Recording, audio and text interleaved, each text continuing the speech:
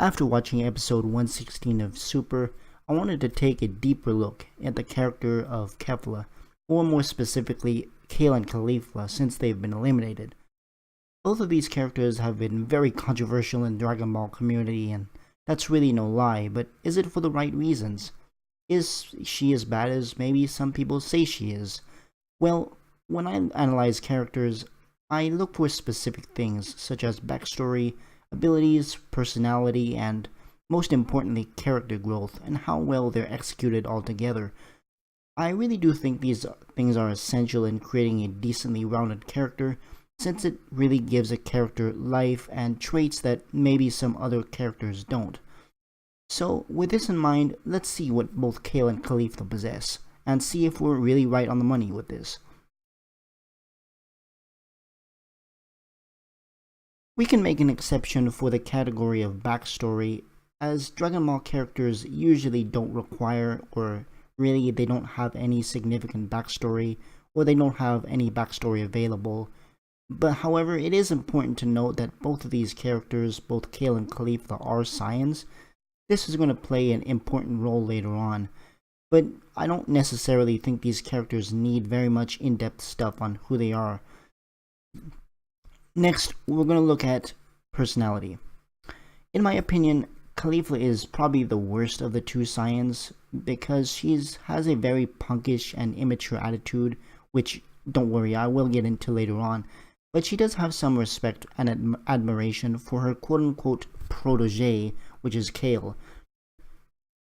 Kale, on the other hand, she's a very shy individual, believing that she's a hindrance to her big sister, quote-unquote Khalifa. However, the big problem here lies in the final category, which I will look at, character growth. We'll start with Kale first, since she's the one who gets the most development out of the two. I think the big problem here is how the Toei staff handles her development and how they handle her power-ups, essentially. Kale, she transforms into her berserk form because she thinks that she can't be any help to Khalifa. The problem of this is the timing and execution of the transformation.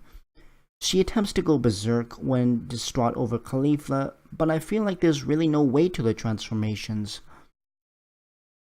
There's really no weight to it, and it feels empty and rushed, and it feels like they're trying to make some fake excuse for her transformation.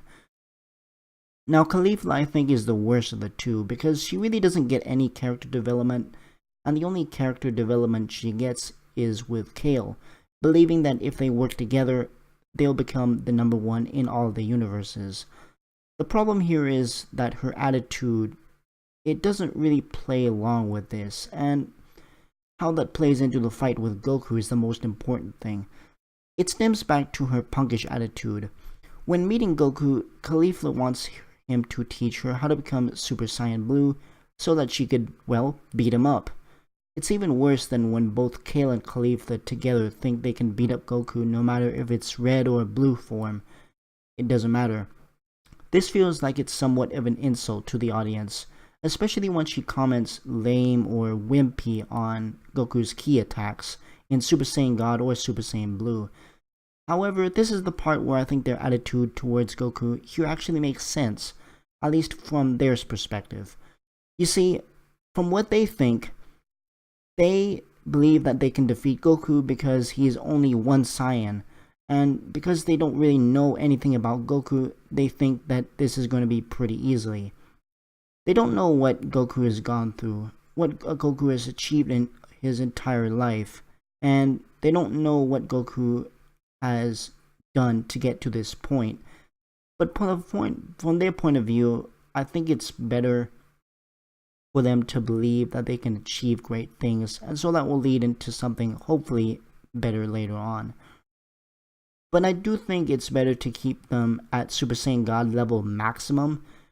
I know that fusion is insanely powerful, but the problem here is they keep getting stronger and stronger, and even when fused as Kefla, time and time again they fail to realize how strong Goku actually is.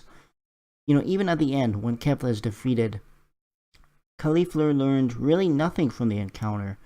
She doesn't admire Goku, she doesn't respect Goku, nor does she care to know what Goku's all about.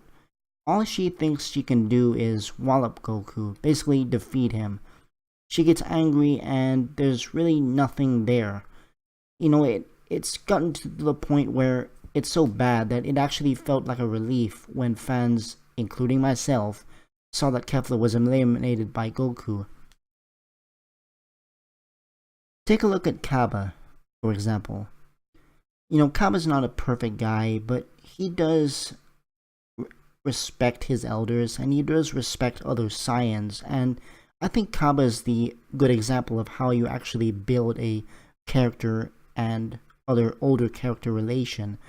Whereas Khalifa and Kale, well, they're just kind of there for merchandising, and I really don't think it's anything to write home about. But in the end, there's really no point of trying to analyze these two characters. There's really no point, considering I really think they're just there, and they have all these power-ups and forms just for merchandising's sake.